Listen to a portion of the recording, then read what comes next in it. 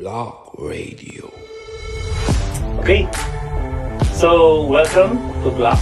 Zach Alcacid. Yes, sir. How do you pronounce it properly ba? Zach Alcacid. Alcacid. Straight So, up yun. Alcacid. So, we were delighted so much about your performance earlier. I believe even Maestro Senor Mardison was, sabi niya nga, awestruck, di ba?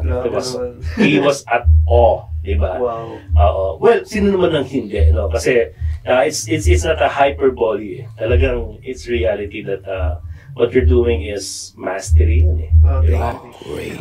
Pero today parang I would like to explore things about you na hopefully parang hindi yun yung typical na, like for example about drums or what. Although kanina I already asked you a question eh. I was also in a way surprised when I interviewed si Mardison na all his parang yung livelihood niya came from music 100%. Wow. So parang never siyang na-engage sa any business or any job na, I mean yung Normal. Day job. Day job, something like that, But then he was able to Sustain. and nakapagtapos siya. I mean, I met his daughter who is a TV director sa GMA. Wow. Sa kanila yung ano na nga ba yan? Para siyang sa kalikasan eh. Parang si Ding Dong Dantes. Ano ba yung show ni Ding Dong Dantes na about nature? Parang gano'n. Parang gano'n. So, yun. So, but then, how about you? But by the way, is it okay if I may ask, how young are you at this year? So, how young are you? Sa October, magti-25. So, ngayon, 24. So you're turning your silver. Kumbaga sa anniversary, silver ng 25 di ba? Mid-20s yan. Mid-20s. Turning point daw yan eh. I've met a lot of people and even in my own life, pag pahalo mo ng 25, parang medyo... Iba na eh. May iba eh. 25 and then later on yung 30. Parang what's happening in the past, parang merong something na magkakaroon ng, I don't know kung, hindi naman radical change, pero change pa rin eh. Change, Actually, medyo drastic kasi before, like nung teenage years, talagang gusto mo lang gumaling, pero this time kailangan mo na siyang monetize, kumbaga in some way. Kasi if yun yung ginagawa mo full time, hindi naman pwedeng passion lang. Parang ganun. Okay. Dito sa Black Radio, we have this what we call are rock stars really rich? Block At Radio. ang mga rockstar ba? Kasi di ba pag yung image rockstar. Mayaman.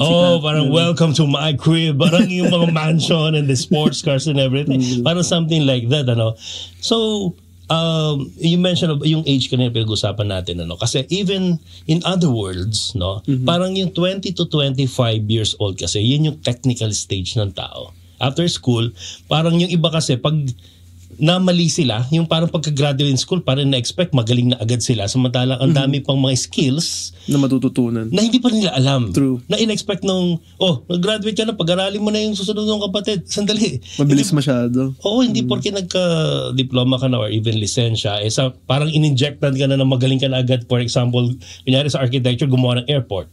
Diba? So, my point here is, even in our world, parang you have to develop mga skills like yung mga software, na mga ganyan. Ang dami mo pang technical pa. So yun yung technician stage. And after that, sa 25, going 30, yun yung tinatawag sa na parang technocracy, that is management. Meaning, parang you want everything efficient na. Kasi nung una, parang focus ka sa sarili mo, parang pagalingin yung skills mo eh. True. Pero gigil. Parang gigil siya. Gigil. Pero dadatingan time, even in our world, okay, magaling ka nga. Kaso, kung magiging person-dependent, isa lang yung katawan mo. So, paano mo ma-accommodate lahat ng opportunities kung it's dependent lang sa'yo? For example, magpapadesign ng bahay. Okay, may nagpa-design ng bahay. Isang bahay kaya ko.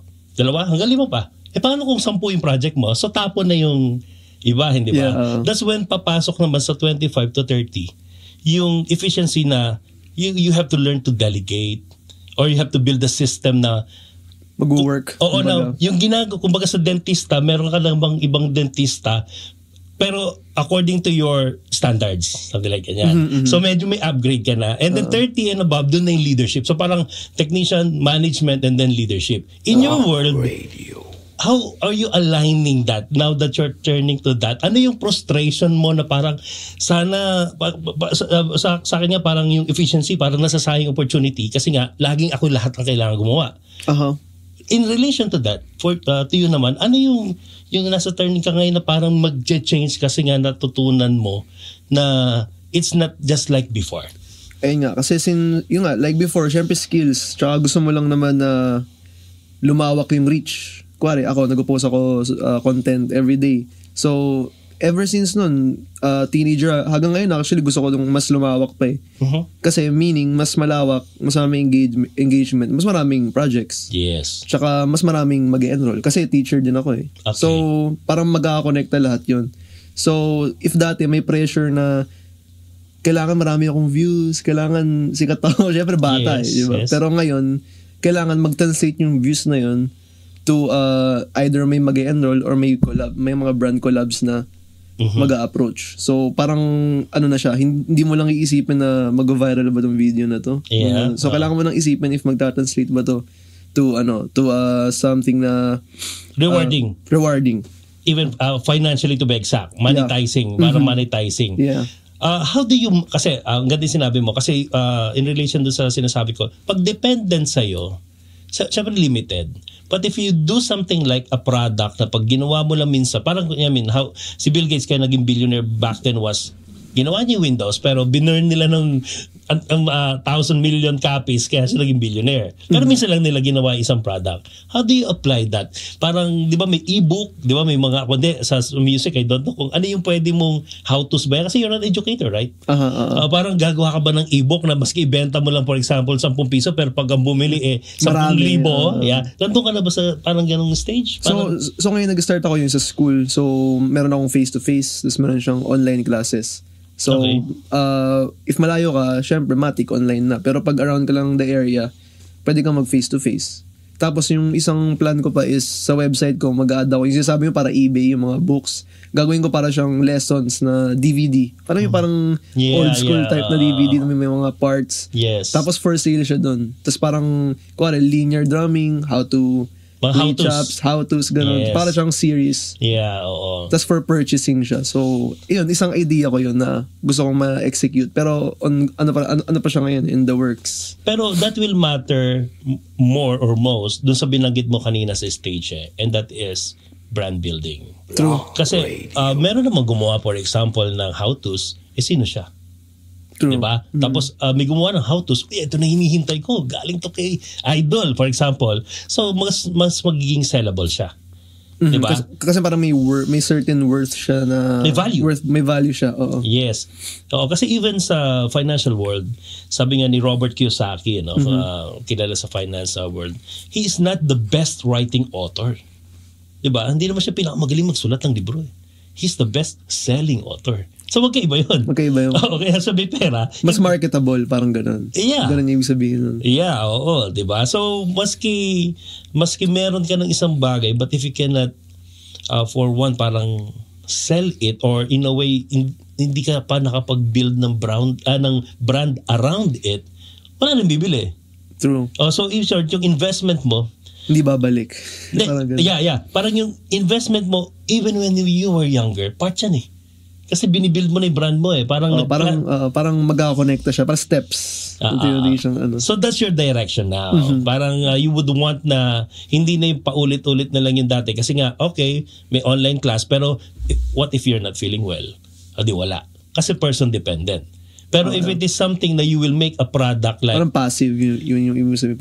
Like, yes, passive income. Yeah. Well, that's what I'm doing here, di ba? I mean, parang sa real estate kasi, you have units na weekly. Meron. Yeah, maski hindi mo na i-operate, may nag-operate for you. So meron kang parang sustento, something like that. So that's one thing that you can also do, right? Yung parang, one is, iba pa rin yung person, pero pwede ka na rin mag-record lang no? Pero syempre mas mura, pero in a way, recorded na siya that they can buy. Pero yun, or meron ka na bang gano'n? Talagang mga recorded how-tos? Actually, may ideas na ako, pero gusto ko sobrang high quality niya talaga. Alam mo yung sobrang high like okay yung audio, okay yung parang may filmography siya na maayos. Yes. Para bibilin. Hindi, pero Kailangan maayos kailangan yun eh. I understand that kasi even sila Steve Jobs, parang you have to build, when you build the product, it has to be at least 10 times better than the others. Average, yeah. Than the others, di ba? Kasi kung maliit lang yung mo, ba't ka naman nila bibilin at... Hindi yung isa na lang. Oo, parang wala kang enough reason, compelling reason. Why would you choose this over there? Hindi ka remarkable. So you would want parang, although it's recording, pero you would want it film quality, parang something like that. Quality, tas merong mga transcripts. Kompleto talaga. Parang wala silang hahanapin na. Parang gano'n. Kaya parang kailangan kung ano yung hinahanap nila, yun mismo yun on the spot. Sino yung nai-imagine mong talagang na-perceive mong target audience mo? Can you describe them? Dun yung sa DVD na idea or... I mean, your fans. Sino ba ang mga fans mo? Palagay mo? Sino yung kinikater mong market? For now, actually, yung mga talaga, yung mga casual listeners, I think. Lalo na since yung pinakamalaking following ko is Facebook. So yung mga covers ko doon talagang pop songs. Tas mga casual listeners talaga eh. Tsaka yung mga gusto nila yung mga songs na sad, mga songs na love songs, yung mga, alam mo yung parang nakaka-relate sila na ganun. Kasi dati, nag-work pa yung mga rock songs eh. At least sa page ko. Nag-work yung mga may hirap, yung mga complex na drums parts. Pero ngayon, pag nag-post ako, hindi siya.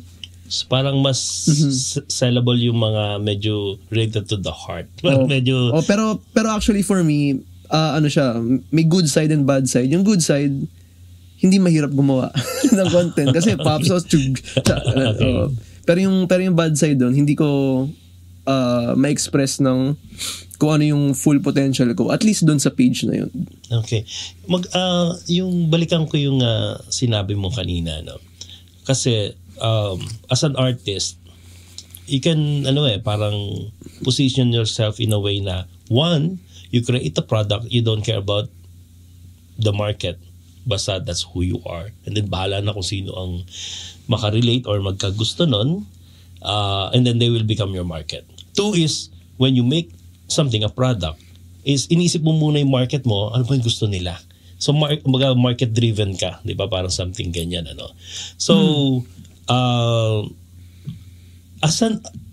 yung mas lamang ka doon? Yung wala kang pakialam dun sa listener or talagang nagmamatter sa'yo, gagawa ka ng kanta kasi alam mo yun yung gusto nila? Ano yung sa songwriting or like sa drumming?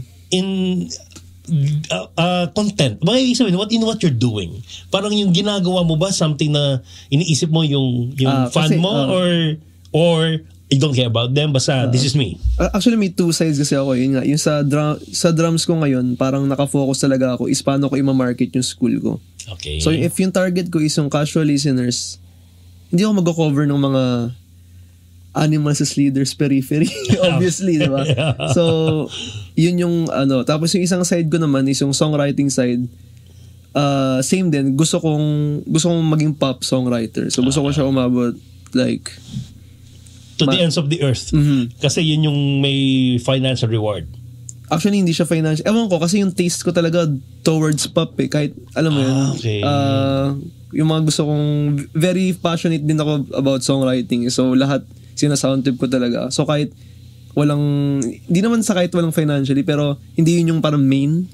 Yeah. So parang passion ko talaga siya. Yeah, parang, maganda sinabi mo kasi you're not chasing the money. You're doing something that money will chase you later, eventually. Parang gano'n. Ikaw ang hahabulin ng pera with what you're doing. Kasi di ba, gano'n if you're making a product that is really something that is giving value, di ba? Value equals money di ba? Saka ewan kung songwriter din kayo, so alam niyo alam mo yung pag may artist na alam mong gusto niyang maging masa. Tapos parang hindi na authentic, parang ganun. Feel mo yun pag nakikinig ka ng mga artist na parang iba yun. Parang sadya na gusto niyang mag-penetrate na pero hindi nag-work. Parang ganun. Parang pilit, parang ganun. I know some.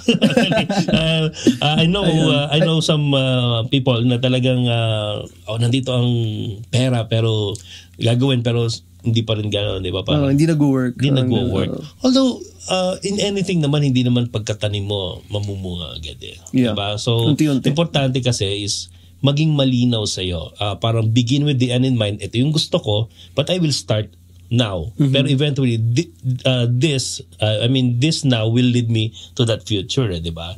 Malinaw sa'yo, di ba? Pero walang instant, walang overnight eh. Wala talaga. So speaking of that, beginning with the end in mind, for you, what is yung end na nakikita mo? I mean, the vision na in the future, eto ako. Diba? Ito meron ako kasi you're mentioning school. Yung school bang yan, anong mangyayari? What's your vision for that? What's your vision for yourself too? Diba? I mean, 5 years, 10 years from now, something ganyan. Ano na ba? Na-establish mo na ba? Malinaw na ba yung vision mo about yourself? For now, meron akong vision na gusto ko yung school ko talaga is hindi na ako yung magtuturo. Yun. So parang gusto ko curriculum ko, tas merong teachers. Tas parang kahit maraming branches. Parang basta para siya school talaga. Principal ka na lang. Parang ganun. Owner. School owner. Tapos gusto ko na lang magsulat ng kanta. Pero pero nagraran pa rin yung something that you started. Yeah. 'Di ba? Yun yung maganda eh, 'di ba? Parang it's something na you started pero hindi siya yung pag wala ka na doon, hindi na nagraran. True. 'Di ba? Kasi as an entrepreneur, ganun talaga ang goals namin. I mean, goals natin na you have to build a business that runs even without you there. Diba? Kasi mahirap pag lagi ka nandun. Paano yung ibang ibang gusto? Passion mo, yes. Or even your passion at the same time, later on, I think yung mission mo rin, like for example, making a meaning, di ba, helping others, mga parang ganyan. Marami ka pa ibang gagawin, di ba? Pero you have to, plant this early on para at least dati, kasi ang goal mo rin is freedom eh. Di ba? At day will come na you will be free. 'Di ba, na hindi ka na slave ng isang bagay na you have to wake up early in the morning to this ganyan day to day, parang the rat race, 'di ba, na araw-araw pumapasok parang something ganyan. You will be free from that eh. Kasi nga because you build a system and then you will look for other people who will run your system. Effectiveness. Sige, tuloy natin yan. Nabitin ako na okay, yun yung school pero your future. So can you share to us yung what you do? Can you excite us? So habang umaandar yung school, gusto ko sana, gusto ko talaga maging songwriter, tsaka gusto ko maging yung may project kasi ako na band. May band ako na ako yung kumakanta. So gusto ko talagang if possible, if So Dave Grohl, si drummer siya tapos so Dave Grohl, pero doon sa band na iniisip mo ba, you're still the drummer on that band? Actually singer ako, guitarist, frontman ako. Kaya nga, so Dave Grohl nga. Dave Grohl. Parang ganun, di ba? Kasi, I mean, he was a legend sa Nirvana. Yeah. But then, imagine maging ka nga lang Hall of Famer ka nga lang once is a huge achievement na di ba? Set ka na nun. Tapos maging twice ka pa. I mean, Nirvana and then Foo Fighters. Imagine, di ba? Parang napaka-successful mo naman sa pinasok mong mundo. Di ba? Kasi parang walang pinagkaiba na to become a billionaire once is already something eh. Naging billionaire ka once. Pero maging billionaire ka twice. Kasi that actually happened with Donald Trump before he became a president. Parang he was a billionaire, $1 billion billionaire, parang ganun. Wow. And then nabaon siya sa real estate, utang-utang ganyan. So naubos yun. So nabaon siya ng $1 billion. Binawi niya, parang ganun. Ang nangyari, sabi niya naglalakad siya sa New York, nakita niya isang pauper, parang grabe, parang sa kanya mas mayaman ba tong homeless sa akin? Kasi baon siya ng 1 billion eh. Negative. Pero he was able to, yung bounce back. And then, hindi lang na-paid off niya yung billion debt niya. Naging billionaire ulit siya. Parang ibang tao nga, hindi nga ang hirap maging billionaire once eh, di ba? Tapos, millionaire nga. Multi-millionaire, di ba? Parang sobrang hirap eh. Pero parang ganun si Dave Grohl eh, di ba? Parang ang hirap yung naging achievement niya, di ba? 2 banda yun. 2 banda. So, nakakatuwa lang. So, parang, that excites me. Parang in a way, kasi that's the metaphor nung shinare mo eh, na parang you would want to form a band na ikaw na yung frontman, di ba? And then you'll be writing songs. But then, you'll be holding the guitars. And then someone will play drums for you. Yeah. Di ba? Grabe, parang nangyari kay Taylor Hawkins tsaka yung mga bagong drummers before Taylor, di ba? Parang iba yung challenge nila kasi Dave Grohl yung Pressure, drummer pressure. yung parang ganun. Malupit yung drummer. Malupit yung kabanda ko, dito drummer lang. Hindi basta-basta. Hindi to ano lang. So, okay. May question ako, no. Asan ang sa age and stage mo ngayon, ano yung na-figure out mo? Nasan talaga ang pera sa pagiging musician? Nasan yung top 3 revenues, source of revenues sa pagiging musician in your experience? One thing for sure, walang mahirap yung pera sa rock. Alam mo yun. I know that marami na akong mga na-interview ritong rockers and they're consistent. So, yung money, siguro sa these days, social media. So, kailangan meron kang strong presence para consistently meron. Well, exactly. I mean, para lang, kung may nakakapanood dito, malaking tulong di ba? Magkakaroon sila idea. Where exactly yung pera doon? Kasi like, for example, even, I talk nga to one infamous, yung binagit ko kaninang name, di ba? Even him, he said na hindi nandun ang pera.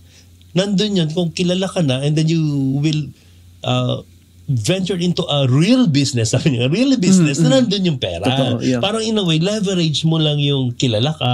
Yeah. O yung parang na-build mo yung sarili mo na nakilala ka. Parang something ganun. Pero yun nga yung tanong ko Yeah, social media. Pero what exactly? Nasaan ang monetization doon? Actually, yung isang way is, sa experience ko, is brand collabs. So, kasi if may social media presence ka, pwede mo i-promote yung products nila sa'yo eh. Tapos, if malaki yung reach mo, pwede kang mag-rate ng mataas-taas. So, leverage. Parang leveraging. Pero yung downside nun, hindi lagi yun. Okay. So, parang may season na may malaking brand na lalapit, hingi ka ng rate. Mataas bibigay. Isa yun. Tapos, yung second, pwede kang, yun nga, isasabi mo na business. Since, kuwari ako yung school ko, hindi siya mahirap i-promote, honestly. Kasi, since yung following mo, meron na eh. You can leverage on that nga. Kailangan mo lang siyang i-spoon feed sa kanila na nagtuturo ako. Ito yung tinuturo ko. Ganun. Yun. So, yun. So, medyo tinitingnan ko alignment dun sa mga ibang rockstars din naman na mga natanong ko. Pero ang commonality pa rin, useless yan kung wala ka naman talagang na-build na brand. Diba? Dapat yun yung presence. Yun yung kumbaga prerequisite dyan Maski sabi mo, alam mo kung paano, pero sino ka ba, hindi ka naman kilala, ala din, di ba? So you have to build your brand. First, mas madali ka nang mag-request sa yung sinabi mo nga kanina, di ba? Yung leveraging with other brands or working with other brands, di ba? So yun yung top sa panahon ngayon. So hindi kasi, have you ever received anything coming from royalty? Royalty like music? Yes, or pero it's not big. It's not. Pero wala. So, pang-renew. Actually, you know what? Natawa ako sa sinabi mo kasi, for example, I had many songs last year.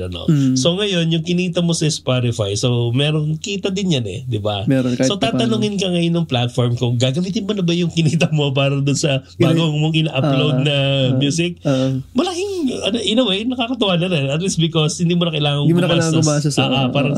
so that's one, di ba? Pero it's not that big. Yeah. Di ba? Pang-renew nga ng anything, di ba? Something like pero that. Pagka independent ka, tas million yung listeners mo, ang laki ng pera. Ganun siya. Pero pag may label ka, wala kang makukuha. Wala Although, syempre may leverage pa rin. Pagka sa label, kasi they will put you out there para sa label. So, yun. You've been, you mentioned earlier that you've been touring outside the country, right? Doon, malaki ba pera? I mean, paano bigyan natin idea yung nandun ba, may pera din ba doon? From your experience kasi yes. I know yung experience ng iba, pero from what you're recent. Yes, malaki. Kasi ayun nga, since meron na akong may brand na ako na na-establish kahit papaano, so pwede akong mag-rate ng kung ano yung deserve ko. So, nasa sa kanila if bibigay nila. If kaya nila ibigay, edi go. I mean, take it or leave it. Yun, this is my rate. Kasi, for example, pupunta ako ng America. kuwari ang baba ng kikitain ko, mas malaki pa kikitain ko sa school na andito lang ako. Ba't ako pupunta sa States? So, kailangan either mas mataas yung kikitain ko doon or pantayan mo man lang at least. And then, tsaka, I don't know, kasi, of course, baka mas alam mo dahil siyempre na-experience mo, when you earn something like, for example, sa US, ay yung buying power ng dollar to the Philippines. Yeah. Parang doon mo in-earn. Sa kanila kasi maliit lang eh. I've been to, recently galing ako ng Australia, no? Parang sa kanila, mura lang. Parang iniisip ko, mura kasi nandun ka. Yeah. Okay, kasi parang sa kanila, okay, nandun ka. Pero pag nagko-convert ka na, masakit pa. Hindi, ganito na sa peso to Pero doon mura. Kaya nga, when you earn it outside the country, I mean, US or even Australia or Europe, malaki eh. Pero kung doon mo rin gagastusin, masakit. Hindi rin malaki kasi yung cost of living, di ba? Pero doon mo kinita and then umuwi ka na. Malaki. Para lang nag-OFW, di ba? Something like ganun yung nangyari. So that's another way how to earn. Meron pa ba? Meron pa bang ibang source of na parang medyo maging aware yung iba na mag-invest na sila kundi i-position na nila yung sarili nila para in a way sa music? Sa music. Yun nga. Pwede ka maging yun. Touring drummer, educator, social media influencer, package yun eh. Parang kasama na yun eh. Kasi yun, pag may brands ka rin, pwede kang mag-release ng products mo, merch. Merch, yes. Yung mga YouTuber na drummers, yung mga kilala ko, yun yung dun yung mostly yung kita nila, sinasabi nila. So nagbenta silang hoodies, hoodies, t-shirt, tapos mga iba't iba pang apparel. Yes. Since marami silang fans, marami bumibili. Pero, hindi kasi, ewan ko lang if sustainable yun. In the long run, yung merch, if lagi may bibili. Pero may season for it. Definitely. Siguro, lang, parang pandagdag. Yeah. Parang pang-add lang. Kasi total nandyan na rin lang naman. Parang you're just maximizing your, for example, your popularity. Kasi kung famous ka na, tapos kasi for example, di ka naman famous, sino naman gustong magsuot nung binebenta mo na doon yung pangalan mo kung you're not someone, di ba? Parang you're just no one, di ba? Parang ganun eh. So, importante pa rin na mahirap siya i-promote pag wala kang So, ayun. Well, anyway, I'm just so happy na we're discovering and knowing a lot from you. Ako rin. Nagulat ako sa topic. Business side.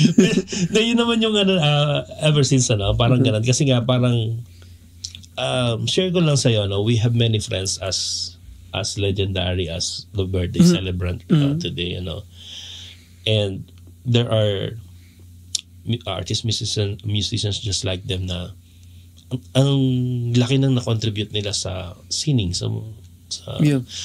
Pero parang were they really rewarded for that contribution? Some of them are just, alam mo yun, nabubuhay lang parang isang kahig, isang tuka pa rin. Kung walang ganito, wala silang ganito. Up until ngayon, karamihan nga, rockstar na pero cannot afford pa rin yung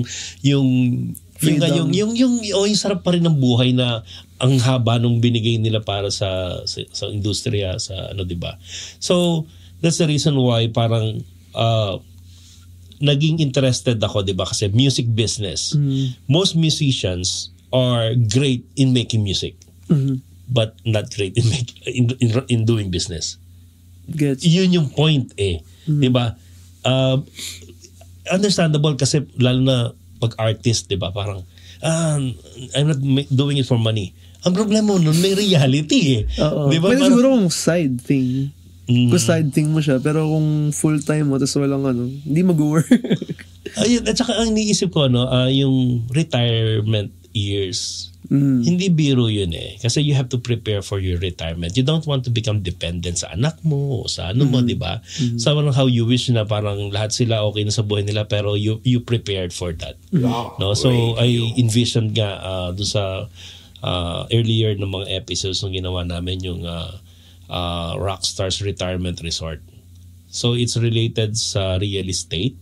So I believe kasi na pag meron ka naman ng na-build na brand and meron kang in a way fan or following, sila yung makakatulong sa yung mga fans mo eh. Actually, the best nila, the best. Yes. Oo. Ngayon, I envision this, yung Rockstar Retirement Resort na yung mga legends, magkakaroon sila ng parang retirement home. Yeah. Okay, retirement home during their sunset years. Pero wala silang, yung parang kailangan nilang hulugan pa, ang tanda na nila, kailangan pa nila maghahanap ng pera para hulugan pa yan or what. Ano? Oo, meron system na they will benefit from it. Pero wag ka, since it's a business model, ang talagang makakatulong din ay yung mga sumusuporta sa kanila, particularly in France. Kasi pag mayroon kang business model sa real estate, parang kunyari nagbebenta ka ng property, na kinikita mo no, kaya mo siya na-sponsor, parang na-handle. So may sistema, something ganyan. Ano? Pero ang ganda nun kasi hindi, napansin ko, hindi na nila iniisip. Pero I mean, I don't know if you are aware how legends like say Pepe Smith and parang in the end parang was he super rich or was he parang ganyan based on what I know hindi naman di ba parang something ganyan pero bakit parang sana mas naging maganda yung buhay nila something like that. So kaya ako tinatanong ang mga artist musician, how are you preparing for that o parang ganun ikaw ba hindi mo nakita magiging, I mean, I believe parang with how your mind works, with how your mind is being wired, parang hindi mo magiging problema di ba? Pero ikaw ba masisigurado mo na wala kang problema in the future? I think I'll gonna be wealthy, something ganyan. I mean, yun ba yung nasa conviction mo? Minamanifest ko kasi parang yung gusto ko i-build long term. Okay. So parang ayoko yung like yung tawag nila fast money na parang project. Kasi parang siya hindi siya Yung parang gusto ko slowly but surely. Yes. Na so kahit hindi siya ngayon pero unti-unti we'll get there. We have a term for that 5S. Start small, simple, slowly, surely. Ay parang gano'n ba? Mas madali Kasi kumbaga parang ganito, parang okay, let's use metaphor yung kunyari yung Big Mac. O yung malaking burger, di ba? Di ba masarap yan? Parang kunyari yun yung goal mo, yung vision mo. Hindi mo naman may enjoy yun ng lalo mo takin mo tapos isusubo mo ng isa minsanan di ba? So for you to enjoy that, siyempre one bite at a time, di ba? Langhap sarap muna. Eventually, you'll finish that, di ba? Parang something ganun yung mangyayari. Well, anyway, natuwa ako sa sinabi mo na parang these are the typical questions that or topic that you're discussing usually palagay ko sa mga music. Pero can you say na importante din ba na in a way na very important kung gagawin mo siyang full-time career kasi hindi obra yung magaling lang sa ngayon. Yes. These times. Hindi obra yung ikaw yung parang the best. Ganun. Parang kailangan may marketing side to everything. If gusto mong gawin siyang career. Yeah. And then, one last thing, before we end itong, natin.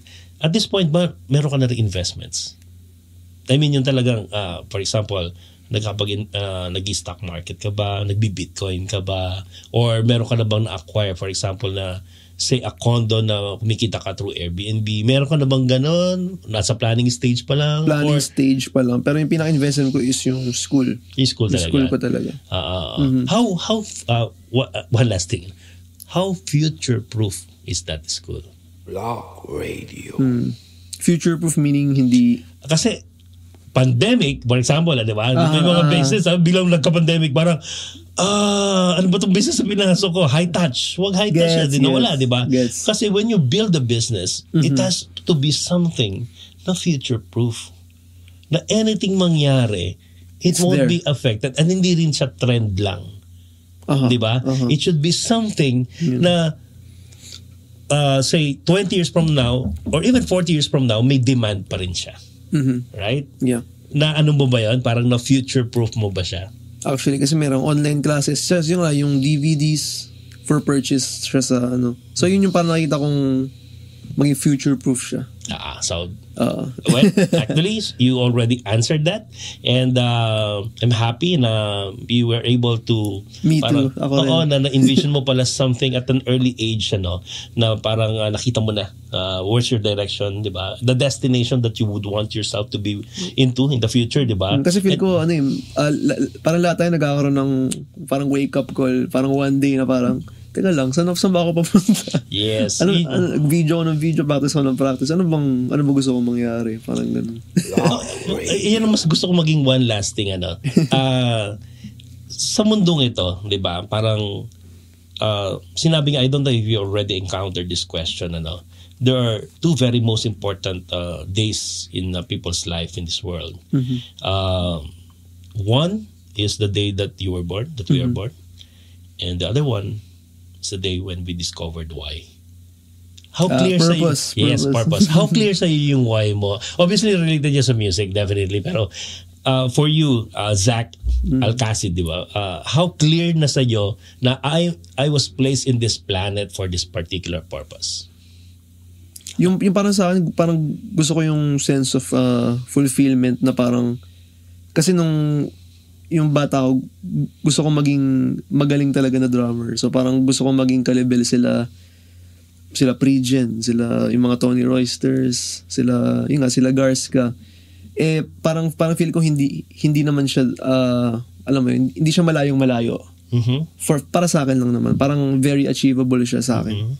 Then, ayun lang, parang freedom talaga gusto ko. Kasi parang 100% gusto ko music eh. So parang syempre kasama doon kailangan yung financial okay. Kasi hindi mag-work yung focus ko sa music pero financially nag-struggle ka. Yeah. Hindi mag-work yun. At saka question ko lang, are you doing it for yourself or dumating ka na sa point na yes, I'm doing it for myself but I'm also building a school for others or to make a meaning? Dumating ka na ba sa gano'n? Actually, yes. Yung school ko, gusto ko talagang maraming magagalit. Pero gusto kong maalis yung term na less is more sa mga drummers. So parang gusto ko more is more. Gusto ko nag-explore lahat. Kasi parang ang daming nababox eh. Pansin ko dahil dun sa saying na yun. So pag may nagsasabi nun, parang ako, alam mo yun. So parang gusto ko lang lahat nagsishine. Lahat ng drummers may spotlight. Yung purpose ng school ko. Gusto ko lahat magaling. Lahat tayo pwede gumaling. Ang galing nun sinabi mo yan. And I believe that's the best way how we will end up this short kwentuhan diba? So sana if there are people who just narinig yung sinabi mong yun, lahat tayo mag-shine. Kailangan. No one will be left behind, diba? Parang yes, lahat may pagkakataon. Lahat pwedeng mag-shine. Yeah. Diba? So, okay. So, if you have anything that you would want to share na lang, so to wrap up this kwentuhan natin here at the Black Studio through the Black Radio. Thank you by the way sa madaling thank you so much. Na-enjoy ko so much. Ako rin. Baka meron kang gusto sabihin para, to inspire more yung mga baka makapanood nito. So, sige. Una sa lahat, maraming salamat sa pag-invite sa akin dito. Gulat ako sa topic. Ang ganda. Very nakapag salita ako ng maayos. Thank you. You're most welcome. Yun. So, thank you sa mga nagsusupport sa akin, sa mga videos ko, sa career ko. So, hopefully, lahat tayo umangat. Lahat tayo mag-shine. Gaya na sinabi natin. Yes. Okay. So, thank you so much. So, wrap up na. Okay. Alright. Black Radio, Black and Roll.